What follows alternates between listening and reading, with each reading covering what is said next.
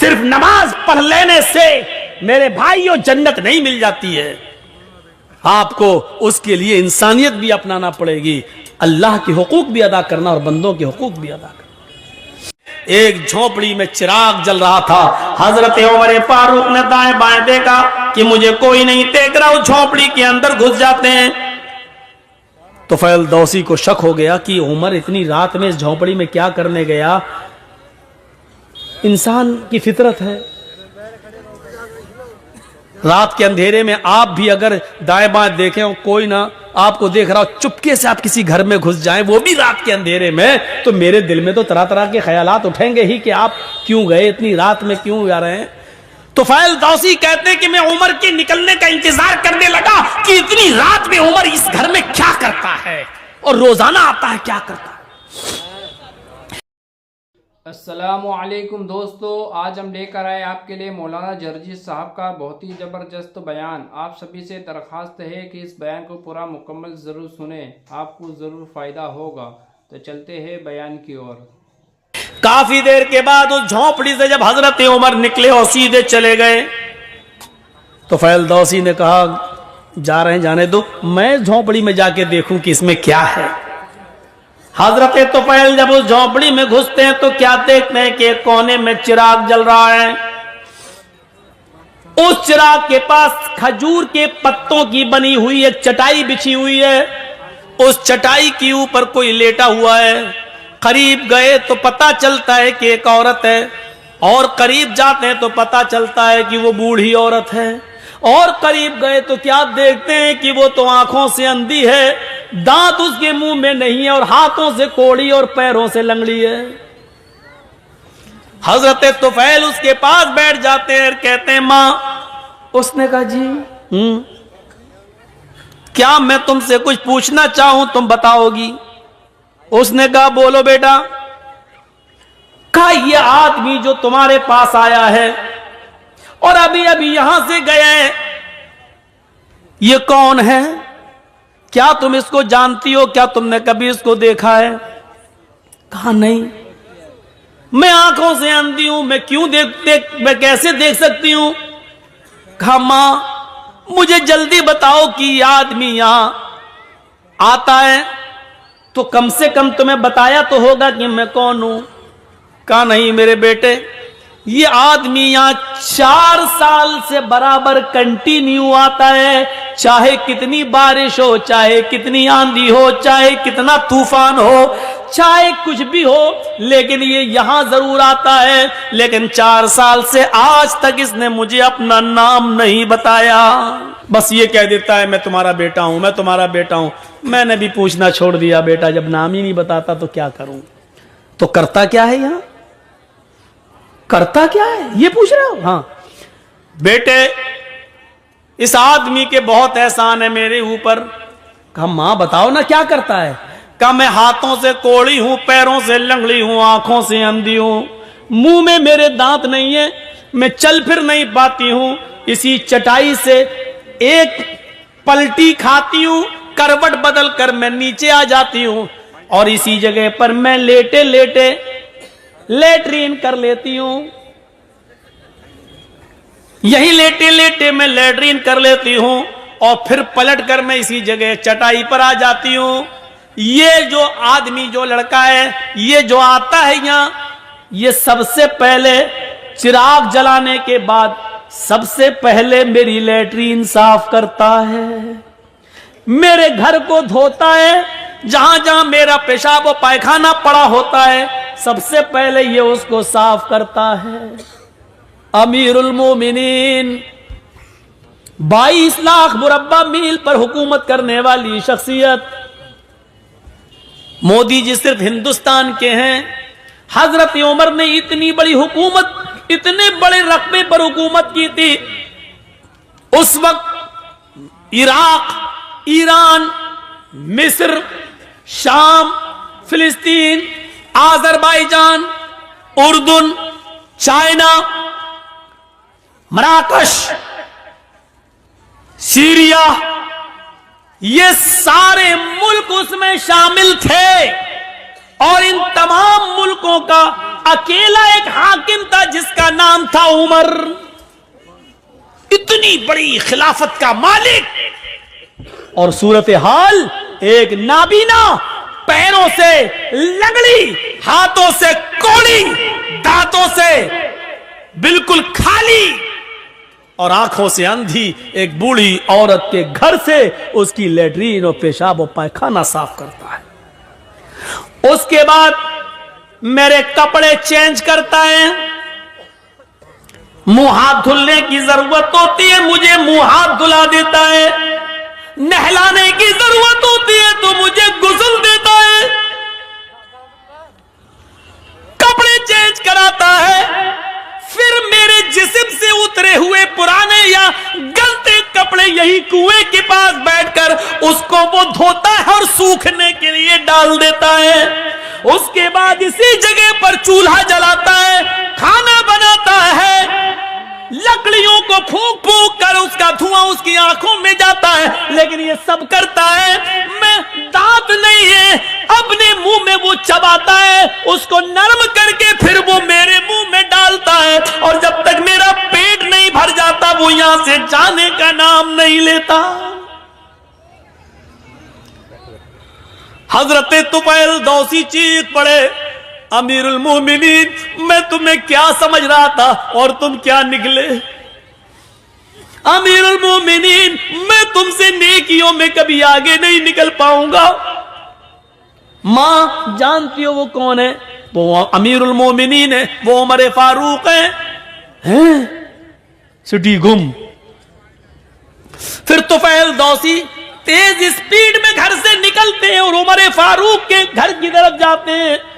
عمر فاروق کے گھر کے باہر جو ایک دروازہ تھا جہاں وہ لوگوں کی فریاد سنتے تھے، اسی دروازے کے باہر جو روم تھا، اسی روم میں حضرت عمر فاروق بیٹھے ہیں اور تہجد کی نماز پڑھنے کے بعد اپنے دونوں ہاتھ اٹھا کر یہ دعا مانگ رہے ہیں، ربنا اصرف عنا عذاب جہنم، ربنا اصرف عنا عذاب جہنم ان عذابها کان غراما، ربنا اصرف عنا عذاب جہنم ان عذابها کان غراما۔ اے اللہ ہم سے جہنم کا عذاب ہٹا لے، ہمیں جہنم کے عذاب سے دور کر دے، تیرا عذاب ہم بھگت نہیں پائیں گے، تیرا عذاب ہم سہ نہیں پائیں گے، تیرا عذاب ہم برداشت نہیں کر پائیں گے۔ پھر دعا مانگتے ربنا اصرف عنا عذاب جہنم ان عذابها کان غراما۔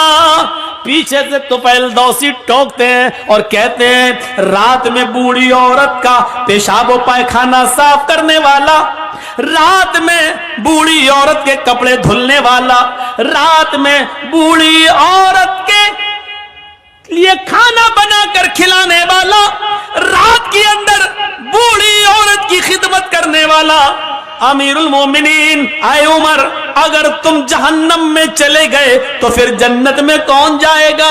رات کی تاریکی میں 4 سال سے یہ خدمت کرنے والا شخص اگر جہنم میں چلا گیا تو پھر جنت میں کون جائے گا؟ حضرت عمر فاروق دعا مانگتے مانگتے پیچھے دیکھتے ہیں، سامنے طفیل دوسی ہیں، آسمان پر ہاتھ اٹھائے ہوئے نظریں آسمان پر جماتے اور کہتے ہیں، اللہ 4 سال سے جو نیکی میں صرف تیرے لیے کر رہا تھا، جو کام میں تیرے لیے کر رہا تھا، تجھے راضی کرنے کے لیے کر رہا تھا، آج اس راز کو فاش کر دیا گیا، آج میری بات دوسرے کو معلوم ہو گئی، آج یہ نیکی پتہ چل گئی، اے اللہ میں نے اس کو نہیں بتایا، اس نے پیچھا کر کر کے خود پتہ کر لیا، اللہ میرے اس نیک عمل کو ریا نمود میں نہ لکھ لینا، تکبر میں نہ لکھ لینا، گھمنڈ کے اندر میرے اس نیکی کو مت لکھ لینا، میں نے نہیں دکھایا، میں نے نہیں بتایا۔ یہ کون سی انسانیت تھی؟ یہاں تو بس نماز پڑھ کے نکلتے ہیں داڑھی پہ ہاتھ پھیرتے ہوئے، سمجھتے ہیں ہم نے بہت بڑا احسان کر دیا اللہ کے اوپر۔ آئے مغرب نماز پڑھنے گئے تھے، نماز پڑھنے گئے تھے، نبی مسجد سے نکلے نماز پڑھ کے، ایسا لگتا ہے جیسے اللہ کے اوپر کتنا بڑا احسان کر کے آ رہا ہے یار۔ صرف نماز پڑھ لینے سے میرے بھائیوں جنت نہیں مل جاتی ہے، آپ کو اس کے لیے انسانیت بھی اپنانا پڑے گی، اللہ کے حقوق بھی ادا کرنا اور بندوں کے حقوق بھی ادا کرنا۔ ہم بندوں کے حقوق کیا ادا کریں گے؟ کیا ہمارے میاں بیوی کے حقوق، بچوں کے حقوق ہم ادا کرتے ہیں؟ ہم اپنے گھر میں ان کے حقوق ادا نہیں کرتے.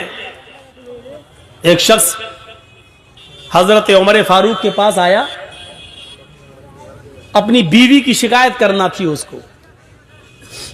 تو حضرت عمر فاروق کے باہر والے کمرے میں وہ بیٹھ گیا، دیکھا کہ اندر سے آواز آ رہی ہے. اس نے کان لگایا تو کیا دیکھ رہا ہے، کیا سن رہا ہے؟ عمر فاروق کی بیوی عمر کو ڈانٹ رہی ہیں. ہاں، تم تو چلے جاتے ہو، صبح سے شام تک آتے نہیں ہو، پکنے کا پتہ نہیں ہے، کھانے کی فکر نہیں ہے، بچوں کی فکر نہیں ہے، تمہیں کیا خلیفہ بنے بیٹھے. بہت کچھ سنا ڈالی.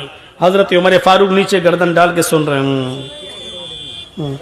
تصور کرو، عمر سن رہے ہیں. عمر سننے والے آدمی ہیں لیکن بیوی کی سن رہے ہیں. اب نکلتے ہیں باہر تو کیا دیکھتے ہیں کہ ایک آدمی ان کے گھر سے باہر جا رہا ہے دروازے سے. یہ ضرورت کے لیے آیا تھا. حضرت عمر نے اس کو آواز دی، ادھر آؤ، ادھر کدھر. وہ آیا، جی جی جی تم ہمارے پاس آئے تھے؟ جی. پھر جا کیوں رہے ہو؟ کچھ ضرورت تھی؟ کہ ہاں ضرورت تو تھی، آیا تو کام سے تھا، لیکن وہ کام آپ کے بس کا نہیں ہے، میں جا رہا ہوں. کہا کیا مطلب؟ کہا نہیں، وہ آپ دور ہی نہیں کر پائیں گے اس لیے میں جا رہا ہوں. ارے کام بتایا ہے نہیں تو نے، اور کہہ رہا کہ دور نہیں کر پائیں گے. ارے کام تو بتا پہلے کیا ہے. کہنے لگا امیر المومنین، میں اپنی بیوی کی شکایت لے کر آیا تھا کہ میری بیوی ہمیں ڈانٹتی رہتی ہے، پھٹکارتی رہتی ہے، ہماری سنتی نہیں ہے. آیا تھا شکایت لے کر، لیکن یہاں آنے کے بعد دیکھا کہ آپ تو خود اس بیماری میں مبتلا ہیں. آپ کی بیوی خود آپ کو ڈانٹ رہی ہے تو آپ میری کیا دور کریں گے؟ آپ اپنی نہیں کر پا رہے ہیں. حضرت عمر نے کہا بیٹھو. بیٹھ گئے. کہا یہ بتاؤ، شادی کے بعد جو بچہ پیدا ہوتا ہے وہ بچہ کس کا ہے؟ کہا باپ کا. کہا بچے کو دودھ پلانے کی ذمہ داری کس کی ہے؟ کہا باپ کی. کہ اگر عورت دودھ پلانے کا پیسہ مانگ لے شوہر سے کہ میں آپ کے بچے کو دودھ پلاؤں گی لیکن آپ سے اتنا پیسہ لگے گا، تو آپ کو دینا پڑے گا. کہاں بچہ کس کا ہوتا ہے؟ کہ باپ کا. پیشاب و پائخانہ اس بچے کا دھونا کس کی ذمہ داری ہے؟ کہا باپ کی. کہا کہ ہماری بیوی ہمارے بچے کو دھلاتی ہے، نہلاتی ہے، دودھ پلاتی ہے. اتنا اللہ تعالیٰ نے اس کے دل میں رحم ڈال دیا ہے، اور کھانا پکانا بھی عورت کی ذمہ داری نہیں ہے، لیکن وہ ہمارے لیے کھانا بھی بنا دیتی ہے. کہنے لگا کھانا بنانا عورت کی ذمہ داری نہیں ہے؟ کہا نہیں، نان نفقہ مرد کے ذمہ ہے. آپ کا نکاح ہوا ہوگا تو قاضی صاحب نے نکاح پڑھایا ہوگا تو اس میں کہا ہوگا فلاں فلاں لڑکی کے ساتھ، فلاں فلاں کی بیٹی کے ساتھ اتنے اتنے روپے مہر یا یہ مہر کے عوض علاوہ نان نفقہ آپ کا نکاح کیا جا رہا ہے کہ آپ نے قبول کیا. مان لیجئے کسی لڑکی کا نام زینب ہے اور اس کے باپ کا نام ادریس ہے، تو آپ نکاح جب پڑھائیں گے تینوں آیتیں پڑھنے کے بعد یہ کہا جائے گا کہ اے یوسف صاحب، اے اسلم صاحب، اے جمیل صاحب، زینب بنت ادریس کی بیٹی زینب کے ساتھ آپ کا نکاح 5,000 روپے مہر کے عوض یا 2 تولے سونے کے عوض آپ کا نکاح کیا جا رہا ہے، علاوہ نان یا 5,000 روپے مہر کے عوض سکہ رائج الوقت علاوہ نان نفقہ آپ کے نکاح میں دیا جا رہا ہے. کیا آپ نے قبول کیا؟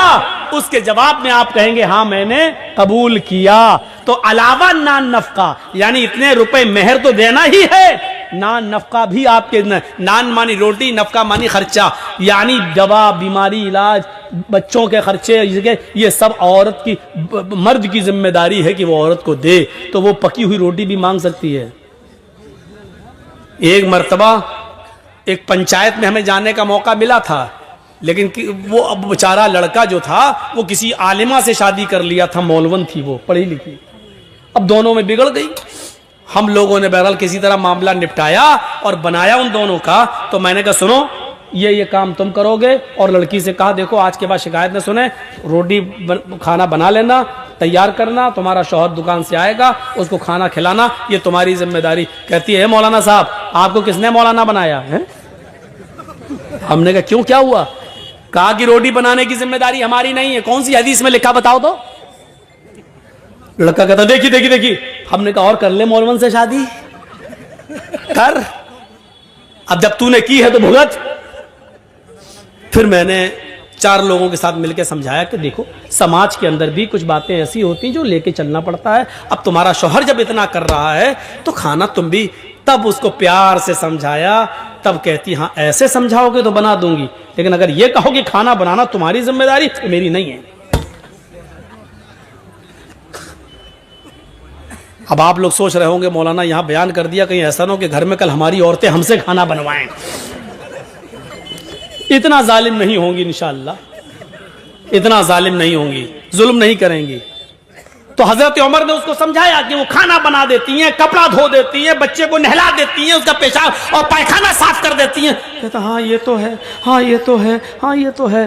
تو کہا پھر تھوڑی سی 2-4 باتیں سن لے, اس میں کیا بگڑ رہا تیرا, چپ خاموش ہو جا. دیکھ میں کتنی بڑی حکومت کا مالک میں سن رہا ہوں اپنی بیوی کی, تو بھی سن لے. اس کو سمجھا دیا.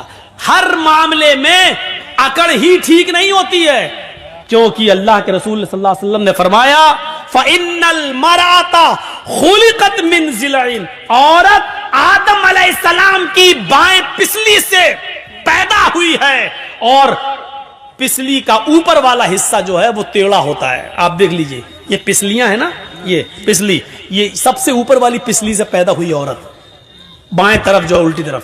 اور آپ دیکھیں گے پسلی جب آپ نکالو گے جسم سے تو ایسے نکلے گی, ایسے ٹیڑھی ہوگی.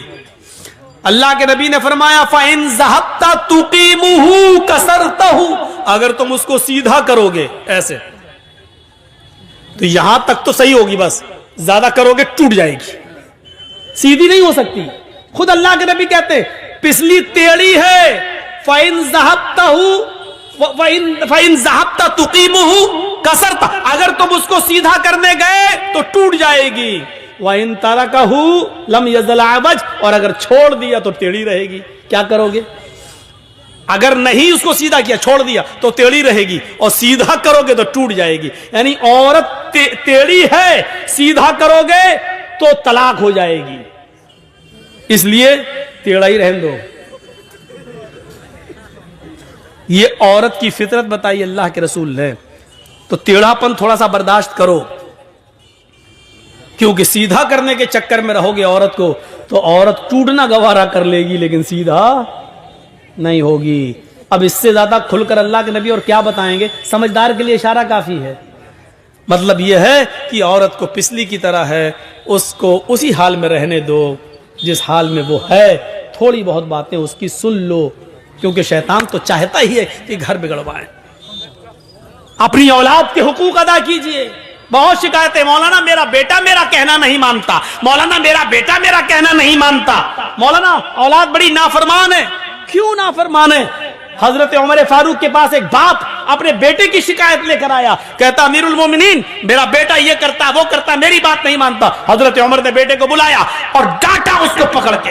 جب خوب ڈانٹ چکے تو اس نے کہا امیر المومنین ڈانٹ لیا, دل کی بھڑاس نکل گئی.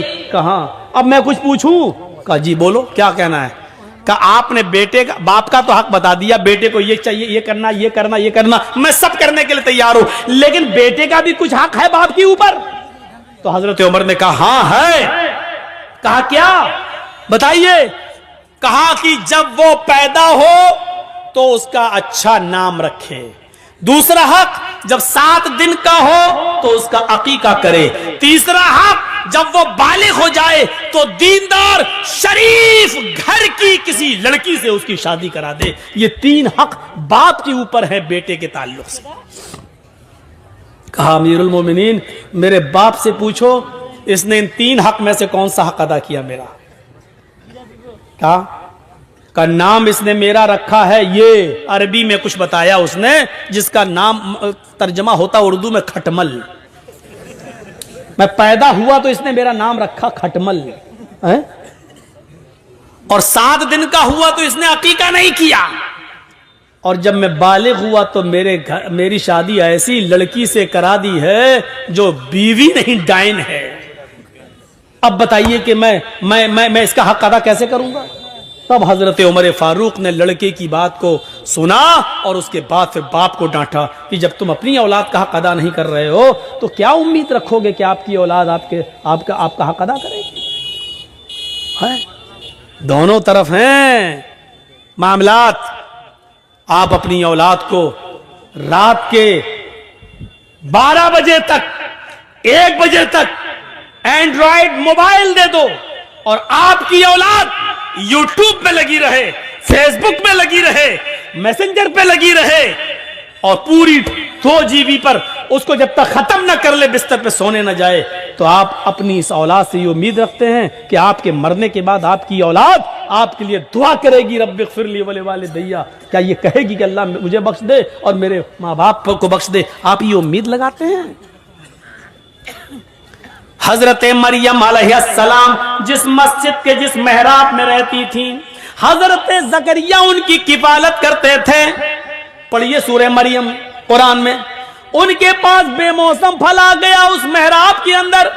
आम का मौसम नहीं था, आम आ गया। लीची का मौसम नहीं था, कोई फल आ गया जिसका मौसम नहीं था। जब ज़करिया ने बेमौसम फल देखा, मरियम के पास मस्जिद के मेहराब में जब बेमौसम फल देखा तो पूछा, अन्ना लके हाजा, आए मरियम ये फल कहां से आया?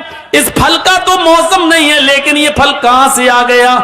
यानी हजरत मरियम की किफालत करने वाले ज़करिया अलैहिस्सलाम अपनी जिसकी परवरिश कर रहे हैं मरियम से सवाल कर रहे हैं कि ये बेमौसम फल कहां से आ गया। गौर करें, ये एक बाप की जिम्मेदारी है कि ये बाप अपनी बेटी से पूछे कि बेटी ये तेरे पास मोबाइल कहां से आया है? तू घर से 4 कॉपी लेकर स्कूल गई थी, ये 5वीं कॉपी तेरे पास कहां से आ गई? मेरी बेटी तेरे मोबाइल में खाला का नंबर था, चची का नंबर था, फूफी का नंबर था और अम्मी का नंबर था, ये 5वां नंबर तेरे पास कहां से आ गया? मेरी बेटी तेरे मोबाइल में 10 रुपए का बैलेंस था, तुझे अपने माँ बाप को मिस बैल मारने के लिए 10 रुपए दिए थे ताकि कोई जरूरत पड़े तो मिस बैल मारना, हम तुझे कॉल कर लेंगे। ये तेरे मोबाइल में व्हाट्सएप चलाने के लिए नेट पैक कैसे आ गया? ये 1 GB 1.5 GB तुझे जो नेट पैक मिल रहा है ये कहां से आ गया? ये जिम्मेदारी किसकी है? हजरत ज़करिया मरियम से पूछ रहे हैं। कौन मरियम? कौन मरियम जिनके पेट से ईसा पैदा हुए? कौन मरियम जिनको बगैर शौहर के अल्लाह ने बेटा अता किया? कौन मरियम जिनकी पाक दामनी का ऐलान अल्लाह ताला ने किया है, जिनको पाक और साफ सुथरा होने का ऐलान अल्लाह ने किया है कि मरियम को किसी मर्द ने छुआ नहीं, लेकिन हमने फिर भी उनको एक बेटा दिया है। गौर करो, जिनकी पाक दामनी का ऐलान अल्लाह कर रहा है, हजरत ज़करिया उस पाक दामन लड़की से भी पूछ रहे हैं ये तेरे पास फल कहां से आ गया है? मेरी बेटी बता, मेरी सरपरस्ती में पलने वाली बता, मेरी किफालत में पलने वाली बता। ये बताना होगा ये बेमौसम फल तेरे पास कहां से आया? मैंने दिया नहीं, तेरा कोई भाई है नहीं, फिर तेरे पास ये फल कहां से आ गया? अल्लाह की नेक बंदी थी, अल्लाह वाली थी, इसलिए जवाब देती है क़ालत हुआ मिन इंदिल्लाह। ज़करिया मेरे बारे में गलत मत सोचो, आपने पाला है, आपके खून में आपकी परवरिश को मैं जलील नहीं होने दूंगी, आपका नाम कभी खराब नहीं होने दूंगी। किसी लड़के ने मुझे ये फल नहीं दिया है, किसी मेरा कोई बॉयफ्रेंड नहीं है। क़ालत हुआ मिन इंदिल्लाह, ये फल तो अल्लाह की तरफ से आया है, फरिश्ता दे गया है, ये दुनिया का नहीं जन्नत का फल है, ये मेरी इबादतों के बदले में अल्लाह रब्बुल आलमीन ने जन्नत से भेजा है, इसमें किसी लड़के का कोई दखल नहीं है। जब मरियम से क्लास ली जा सकती है तो हम अपने बेटे और बेटियों की क्लास क्यों नहीं ले सकते? हम अपनी बच्चियों से क्यों नहीं पूछ सकते? हम उनसे सवाल जवाब क्यों नहीं कर सकते? हम उनसे क्यों नहीं पूछ सकते कि बेटी ये रात में 12 बजे तक क्यों जागती हो, मोबाइल क्यों चलाती हो, मोबाइल पर क्यों रहती हो? ये एक बाप की जिम्मेदारी है कि वो अपनी बेटी से पूछे, अपनी बच्ची से पूछे। चलिए लगभग खत्म ही था।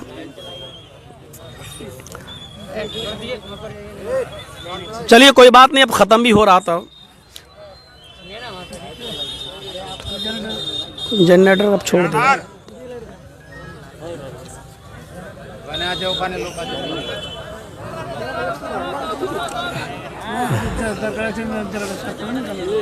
अरे बैठिए ना आप लोग थोड़ा सा और, बस बस हो गया, थोड़ा सा बैठ जाए। ये क्या माइक बंद कर दिया? बस थोड़ा सा और, मैं समझ रहा हूँ ना, सर्दी बहुत ज़्यादा है, ठंड भी है, अब कोहरा भी गिर रहा है, तो ये एक बाप की जिम्मेदारी है कि वो अपनी बेटी से पूछे। हम कहाँ पूछते हैं? कभी आपने पूछा ये जलसे में मेले लगते हैं और मेलों में जो शॉपिंगें होती हैं और लड़कियां घूमती हैं, क्या क्या होता है? जलसा तो जब मौलाना जर्जी साहब स्टेज पे आ जाते हैं तब ना जलसा होता है। घुस घुस के लोग आ जाते, बैठ जाते, पूरा मजमा भर जाता, कहना पड़ता हट जाओ, बैठ जाओ, ये करो। उससे पहले तो कुछ नहीं कहना पड़ता है। कितने लोग कहलते हैं। और कल के मैंने एक जलसे में देखा है, अररिया के जलसे में, कितनी लड़की, और जिस दुकान पे लड़की वहीं लड़के। ऐसा लग रहा था जैसे एक कुतिया के पीछे 10-10 कुत्ते लगे हों। ये सूरत हाल हमने देखी। जलसे में हमको ला रहे हैं लोग कमरे से, जलसे गाह तक आने तक देख रहा हूं, जहां लड़की जा रही है और पीछे 4-4, 5-5 लड़के उसके पीछे लग रहे हैं। ये मिसाल हमें देना पड़ रही है। मौलाना साहब, ये कुतिया कुत्ते वाली मिसाल क्यों दे दी आपने? कुरान ने भी कभी कभी मिसालें दी हैं। उलाइका कल अनआम बल हुम अज़ल, ये चौपायों की तरह हैं बल्कि उससे भी ज्यादा गए गुजरे। अल्लाह ने भी कहा है चौपाए हैं उससे भी ज्यादा गए गुजरे। चौपायों में सूअर भी आता है, कुत्ता भी आता है। अब सूअर पे बवाल होगा, मौलाना साहब ने सूअर क्यों कह दिया? हमारे उत्तर प्रदेश में कुछ कठमुल्ला पैदा हो गए हैं, कहते हैं जिसने अपने मुंह से सूअर कह दिया उसकी एक 40 दिन तक जबान गंदी रहती है। देख कैसे कैसे फतवे वो दे रहे हैं। अब सूअर को सूअर नहीं कहोगे तो क्या पीआईजी साहब कहोगे? कुत्ते को कुत्ता नहीं कहोगे क्या तो डीओजी साहब कहोगे? क्या कहा जाए? अरे सूअर है तो है, कुत्ता है तो है। उर्दू में यही कहा जाता है। अरबी में कल्ब कहेंगे और खिंजीर कहेंगे, इंग्लिश में डॉग कहेंगे और पिग कहेंगे, लेकिन हम तो उर्दू में आपके सामने बोल रहे हैं इसलिए सूअर ही कहेंगे। ऐसा लगता है हालात ऐसे बना दिए गए हैं मेरे भाइयों, मोबाइल दे देकर। जलसों में भी आते हैं तो लड़के बात करते हैं, आज आओगी जलसे में? हाँ हाँ आएंगे, आज तो मेरे पापा भेज देंगे क्योंकि जलसा है ना, जलसा है। पापा समझ रहे हैं मेरी बेटी सहेली के साथ जा रही है।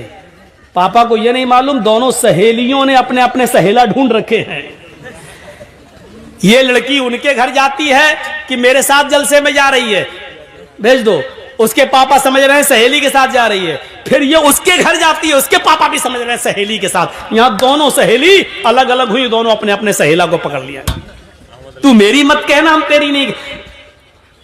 इस स्कूल में जो पढ़ रही हो ना, ये पुराने हो चुके हैं।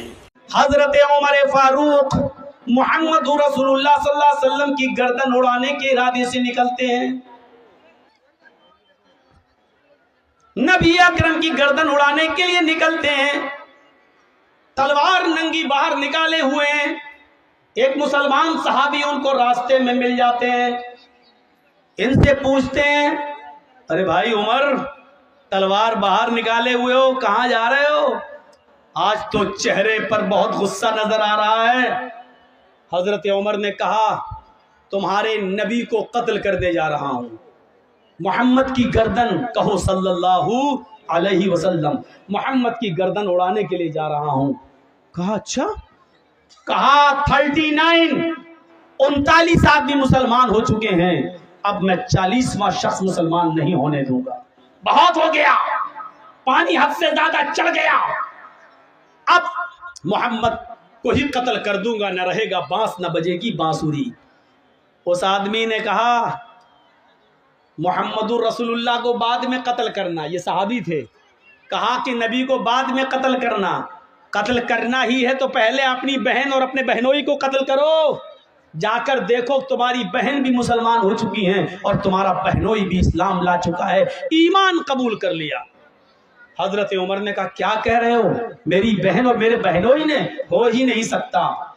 उमर का डर उन लोगों को कभी मुसलमान होने नहीं देगा। जाओ पहले पता लगाओ। हजरत उमर ने अपना रुख मोहम्मद रसूलुल्लाह की तरफ से मोड़कर इनकी तरफ कर लिया।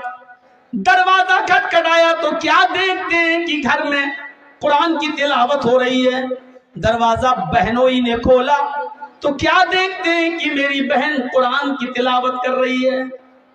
हजरत उमर ने कहा ये क्या पढ़ रही हो, उन्होंने कुरान छिपा लिया। सही बताओ क्या पढ़ रही थी।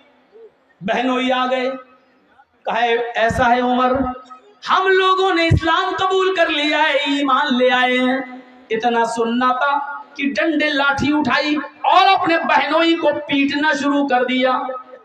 उमर फारूक की बहन ने अपने पति को, अपने हस्बैंड को पीटते हुए देखा तो वो बचाने आई तो उनको भी पीटना शुरू कर दिया, लहूलुहान कर दिया। गौर करो वो उमर जिससे पूरा मक्का कांपता था, मदीना कांपता था, जिससे कैसरो किसरा की हुकूमतें लर्जा बरंदाम थी, ये उमर जब अपने बहन और बहनोई को पीटते पीटते थक गया और बहन के जिस्म से खून बहने लगा तो बहन खड़ी होकर ललकारती है, आए उमर। हजरत उमर ने कहा आज मेरा नाम ले रही है तू, नाम ले रही है मेरा? हाँ, अब तू भाई कहलाने के लायक नहीं रहा, अब मैंने तेरा नाम लिया है, क्यों ना लूं तेरा नाम?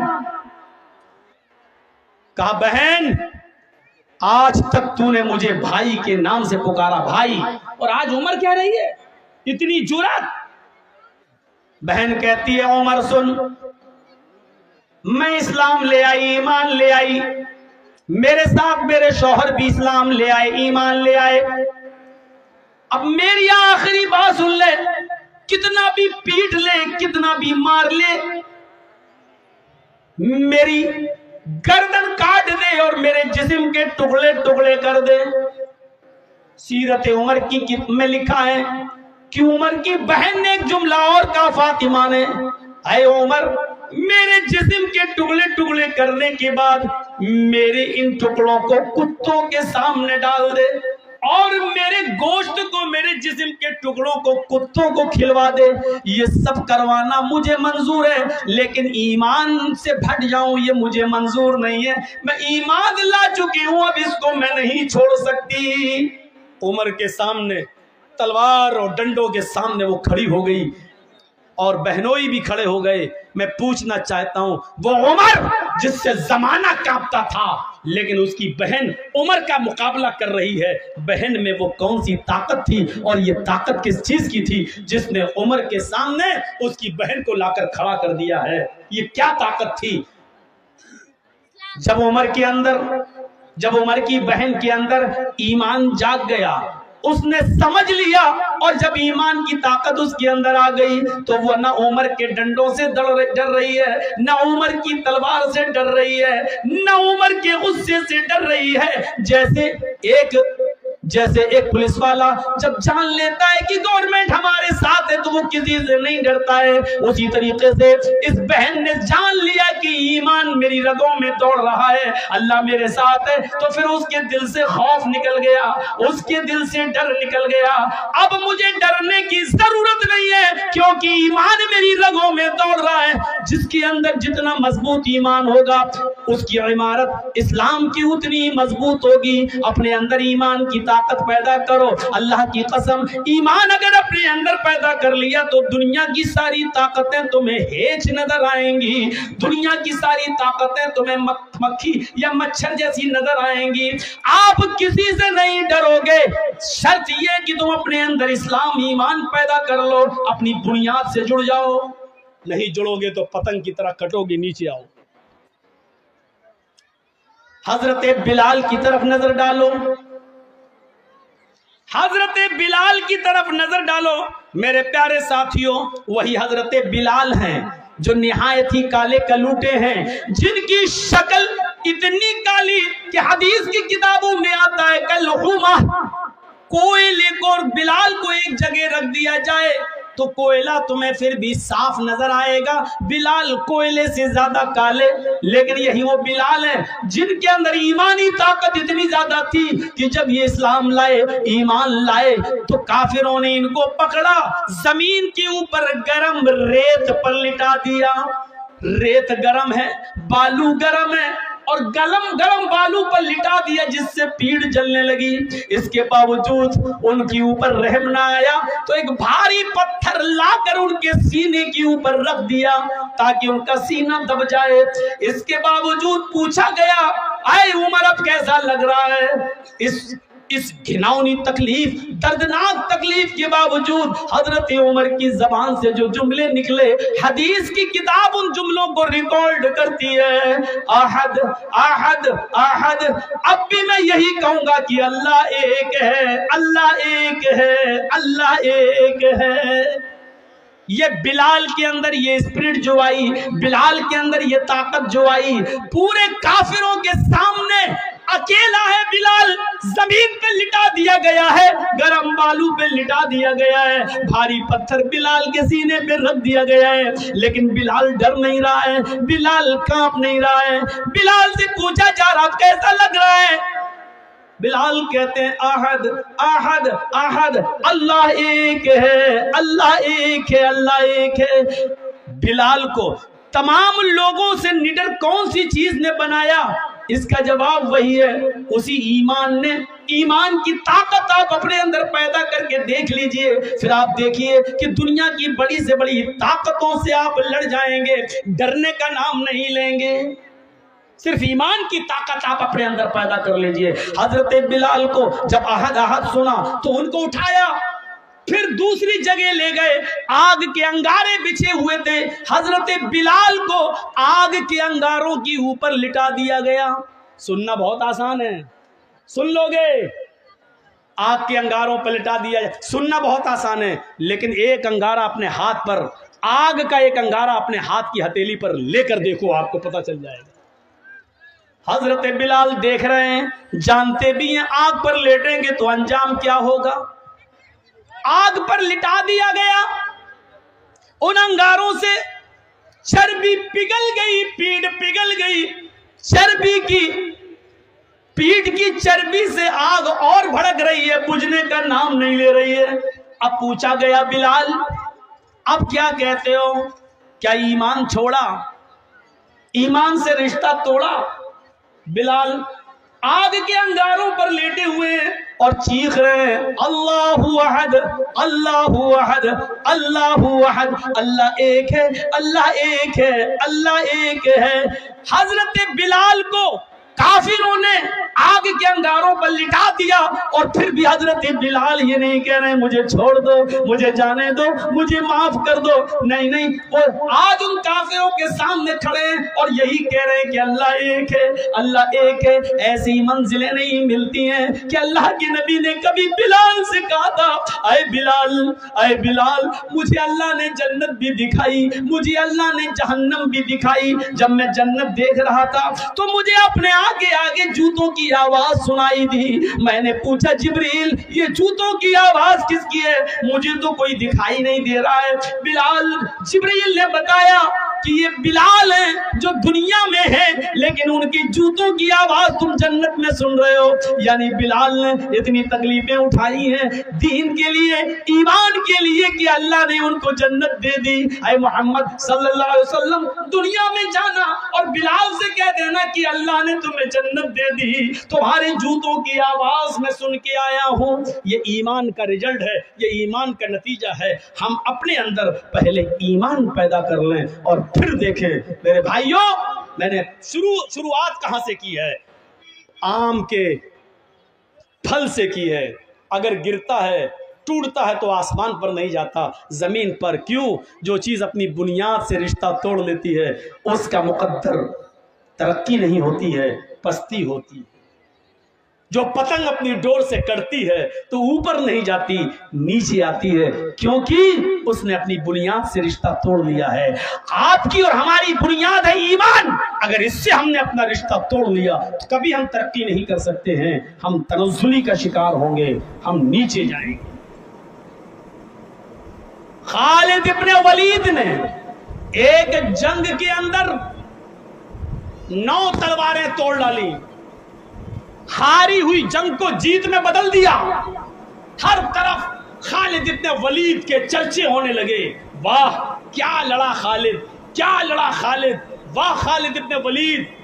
حضرت عمر فاروق کو جب پتا چلا کہ لوگوں نے حضرت خالد ابن ولید کی تعریفیں کرنا شروع کر دیں تو حضرت خالد ابن ولید کو سپہ سالاری کے عہدے سے ہٹا دیا، کمانڈر ان چیف کے عہدے سے ہٹا دیا۔ اچھا ایک بات بتائیے، ہم اچھا کام کریں گے تو ہمارا پرموشن ہونا چاہیے یا ڈیموشن ہونا چاہیے؟ پرموشن ہونا چاہیے۔ حضرت خالد ابن ولید نے 9 تلواریں توڑی، جیت ہاری ہوئی جنگ کو جیت میں بدل دیا، چاروں طرف چرچے ہو رہے ہیں، تو حضرت عمر کو ان کو آگے بڑھانا چاہیے، پرموشن دینا چاہیے یا نیچے؟ عقل تو یہی کہتی ہے کہ آگے پرموشن دینا چاہیے، لیکن حضرت عمر نے الٹا کیا۔ کیا کیا؟ خالد ابن ولید کو معزول کر دیا، ان کو کمانڈر ان چیف کے عہدے سے ہٹا دیا اور عام سپاہی بنا کر تلوار دے دی، جاؤ اب تم کمانڈر ان چیف نہیں، کسی بھی جنگ میں جاؤ گے تو ایک معمولی سپاہی کی حیثیت سے لڑو گے۔ لوگوں نے کہا خالد عمر نے تمہاری انسلٹ کی ہے، عمر نے تمہیں ذلیل کیا ہے، تم نے تو بہادری دکھائی ہے جنگ کے اندر، تمہیں تو انعام ملنا چاہیے تھا، لیکن خالد تمہیں ہٹا دیا گیا ہے، چھوڑ دو عمر کو، ہٹ جاؤ، استعفیٰ دے دو، تمہارے لیے بہت سے راستے کھلے ہیں، ادھر آ جاؤ۔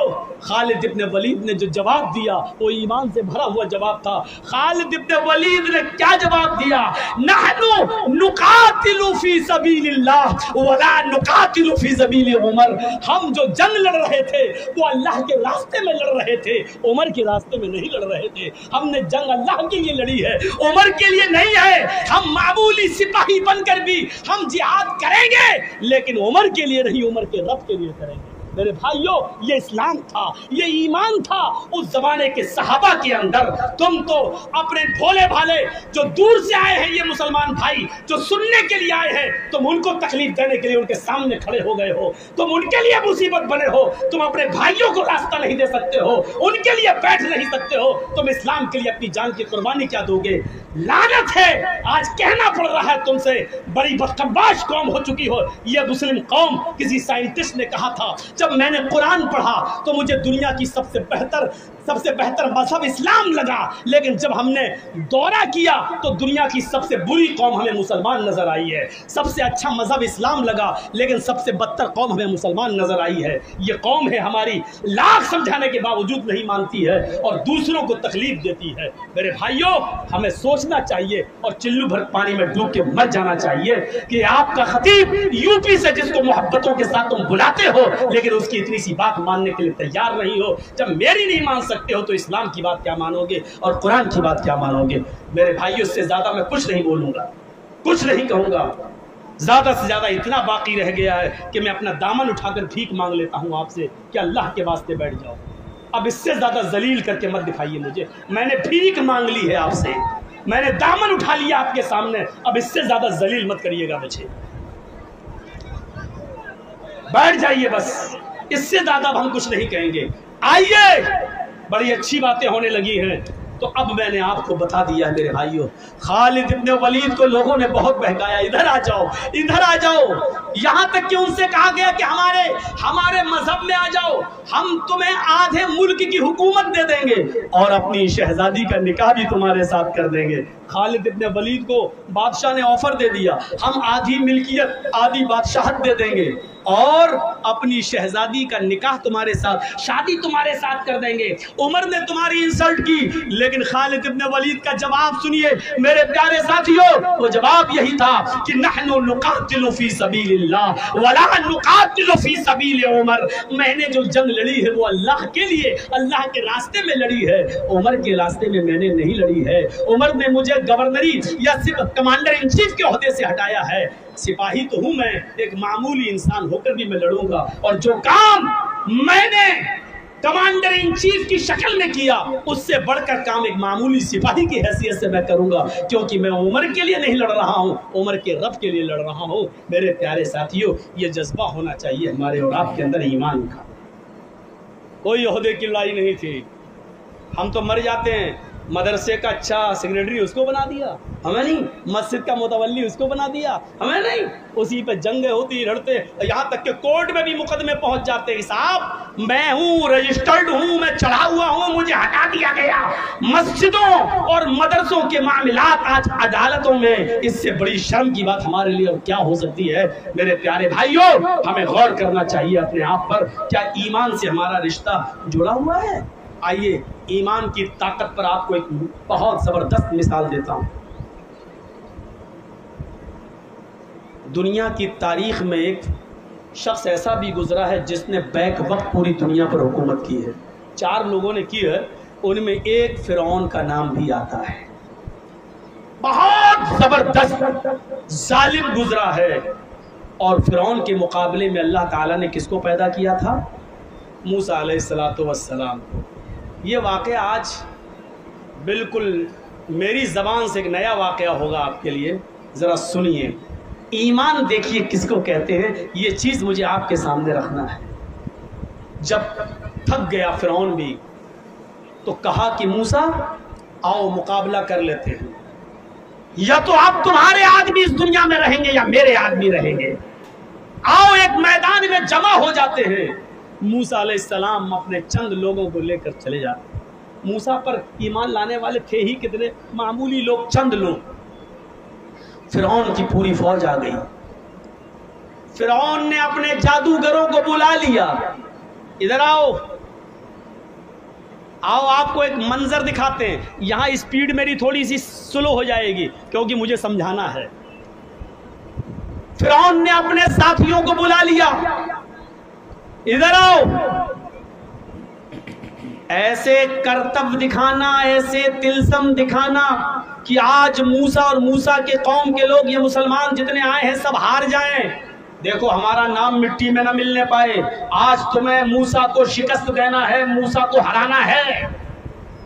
फिरौन को अपने जादूगरों पर बहुत भरोसा था। जादूगरों ने कहा बिल्कुल आप तैयार रहिए, मूसा और उसके कौम को हराना मेरे बाएं हाथ का काम है, अभी हरा दूंगा। जब दोनों आमने सामने आ गए, इधर फिरौन का लश्कर खड़ा है, फिरौन भी, इधर मूसा और मूसा का लश्कर खड़ा है। फिरौन के जादूगरों ने फिरौन से कहा, ओहो ईमान देखिए, फिरौन के जादूगरों ने फिरौन से कहा इन्ना लना लाजरन इन कुन्ना नहनुल गालिबीन। आए फिरौन, आए हमारे बादशाह, अगर हम मूसा से जीत गए, मूसा पर गालिब आ गए, मूसा को हरा दिया, तो हमें क्या इनाम मिलेगा? अजरन इन कुन्ना नहनुल गालिबीन। अगर हम गालिब आ गए, कुरान कह रहा, कुरान, अगर हम गालिब आ गए तो हमें क्या इनाम मिलेगा? हमें आप क्या नवाजेंगे, हमें क्या देंगे? उधर से फिरौन की तरफ से जवाब आता है, नाम व इन्नकुम लमिनल मुकर्रबीन, तुम हमारे खास लोगों में शामिल हो जाओगे, कैबिनेट में तुम्हें जगह मिल जाएगी, तुम हमारे मुकर्रब बन जाओगे, मेरे आसपास बैठोगे, मेरे साथ चलोगे, खाओगे पियोगे। अभी किसी को पता चल जाए कि हम ये काम करेंगे तो मोदी जी का हम करीबी बन जाएंगे, तो करेगा कि नहीं करेगा? फौरन कर जाएगा। क्यों? अरे भाई मोदी का मुकर्रब बन जाए तो समझ लो कि इंडिया मेरे हाथ में।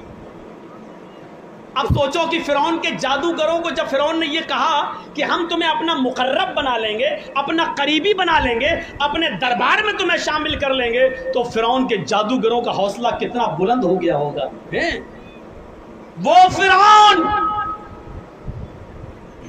जिसकी हुकूमत बैक वक्त आधी दुनिया से ज्यादा हिस्से पर रही हो, उसका करीबी हो जाना कितने बड़े कमाल की बात थी। बस शुरू हो गया मुकाबला। فرعون کے جادوگروں نے، اے بیٹا کمر میں درد ہو رہا ہے، بیٹھ جاؤ، ابھی تو کمر سے کام ہی نہیں لیا، درد ہو گیا۔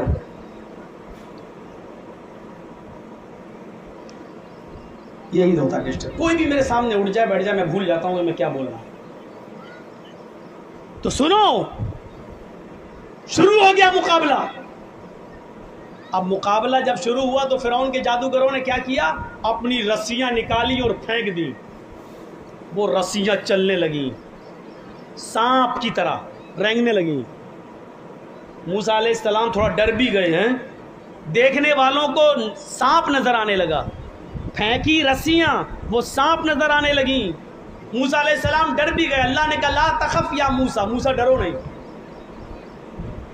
رسیاں سانپ بن گئیں، سانپ تو تھی نہیں، وہ تھی رسیاں، لیکن دیکھنے والوں کو سانپ دکھ رہی تھی۔ اللہ نے کہا نلقی عصاک، اے موسیٰ جو تمہارے ہاتھ میں ڈنڈا ہے وہ زمین پر مار دو۔ اب دیکھیے کیا ہوا، مقابلہ دیکھیے کیسا ہو رہا ہے۔ تمہارے ہاتھ میں جو ڈنڈا ہے اس کو زمین پر مار دو۔ موسیٰ علیہ السلام نے جو اپنا ڈنڈا زمین پہ مارا، فَإِذَا هِيَ تَلْقَفُ، ایسا لگا وہ ایک اژدہا بن گیا، اور اژدہا کی شکل میں آیا، اور آتے ہی اس نے فرعون کے جادوگروں کی رسیوں کو جو سانپ دکھ رہے تھے سب کو کھا گیا، سب کو ہضم کر گیا۔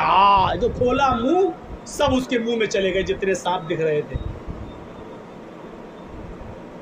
فرعون کے جادوگر ہکا بکا رہ گئے ہیں، وہ سمجھ گئے، یہیں سے وہ سمجھ گئے کہ ہم نے جو دکھایا وہ تلسم تھا، ہم نے جو دکھایا وہ جادو تھا، ہم نے جو دکھایا وہ ڈھونگ تھا، ہم نے جو دکھایا وہ مکاری تھی، ہم نے جو دکھایا وہ ایک چال تھی۔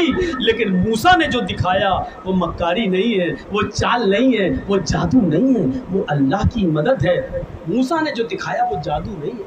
وہ سمجھ گئے، وہ یہ بھی سمجھ گئے کہ اب بالکل بچنے کا راستہ نہیں ہے۔ بیک وقت جیسے انہوں نے دیکھا کہ ہماری رسیوں کو جو سانپ نظر آ رہی تھی موسیٰ کا اژدہا کھا گیا، موسیٰ نے جو ڈنڈا مارا وہ اژدہا بن گیا اور کھا گیا، وہ سمجھ گئے کہ میری حالت خراب ہے۔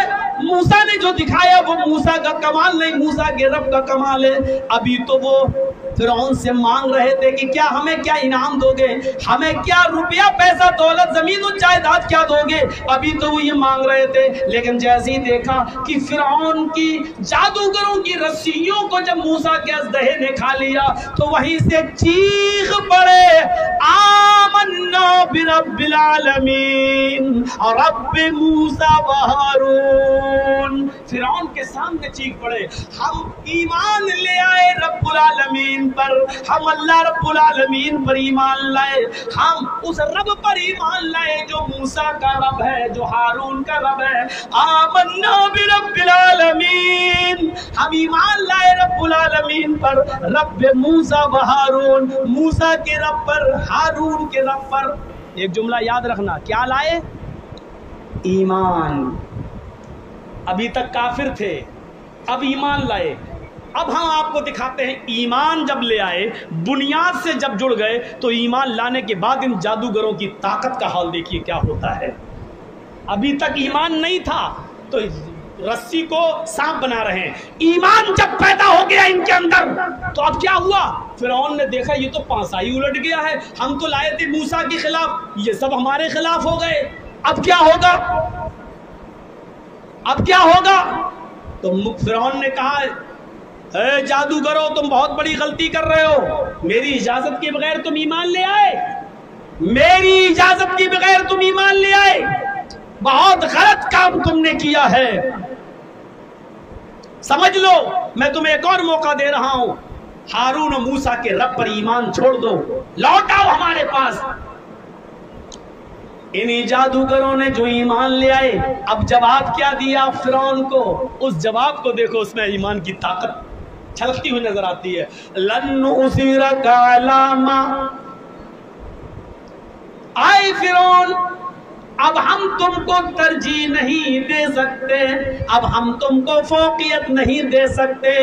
ان واضح نشانیوں کو دیکھنے کے بعد جو اللہ تبارک و تعالیٰ کی طرف سے موسیٰ نے دکھائی ہے، ہمیں اپنا جھنڈا زمین پہ مارا اور اللہ نے اژدہا بنا دیا، اس نشانی کو دیکھنے کے بعد ہم اب ایمان بدل نہیں سکتے، ہمارا ایمان باقی رہے گا۔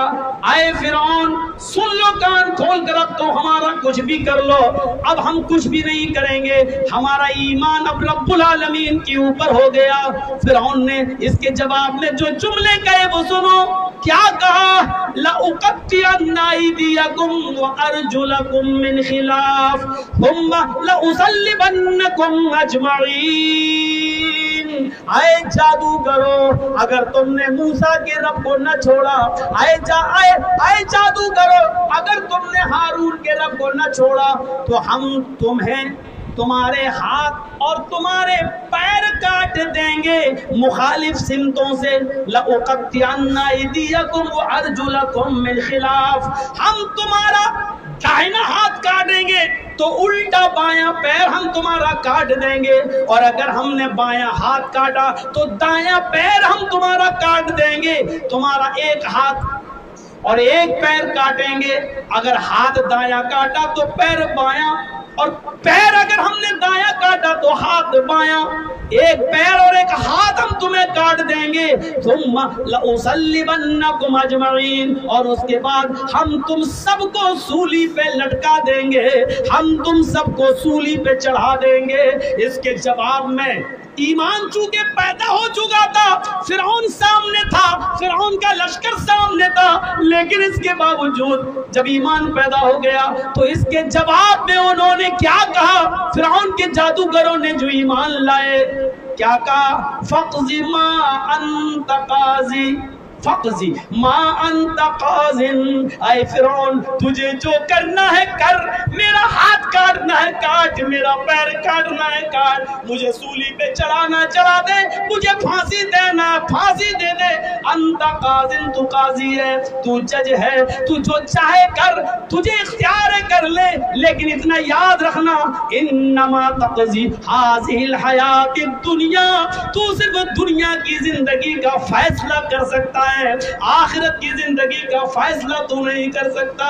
آخرت میں تو میرا رب میرے ساتھ ہے ہی، اس لیے تجھے دنیا میں جو کرنا ہو کر لے۔ جو ابھی فرعون کے قریب ہونا چاہتے تھے، فرعون سے انعام مانگ رہے تھے، لیکن موسیٰ پر ایمان لائے، اور ایمان لانے کے بعد ان کی طاقت کا حال یہ ہو گیا کہ نہ وہ فرعون سے ڈرے، نہ فرعون کے لشکر سے ڈرے۔ فرعون نے ان کا ہاتھ کاٹا کٹوا لیا، ان کا پیر کاٹا کٹوا لیا، ان کو سولی پہ لٹکایا لٹک گئے، لیکن پھر اللہ پر جو ایمان لا چکے تھے اس کو بدلا نہیں، پھر رب موسیٰ اور ہارون کے رب پر ایمان چھوڑا نہیں۔ ایمان یہ ہوتا ہے، اور ایمان کی طاقت یہ ہوتی ہے۔ کیا ہمارے پاس ایمان کی طاقت ہے یہ؟ السلام علیکم دوستو، امید کرتا ہوں کہ آپ سبھی حضرات کو مولانا جرجس صاحب کا بیان اچھا لگا ہوگا۔ اگر اچھا لگا ہے تو ہمارے چینل کو کر دینا سبسکرائب، ویڈیو کر دینا لائک۔ ملتے ہیں نیکسٹ ویڈیو میں، خدا حافظ۔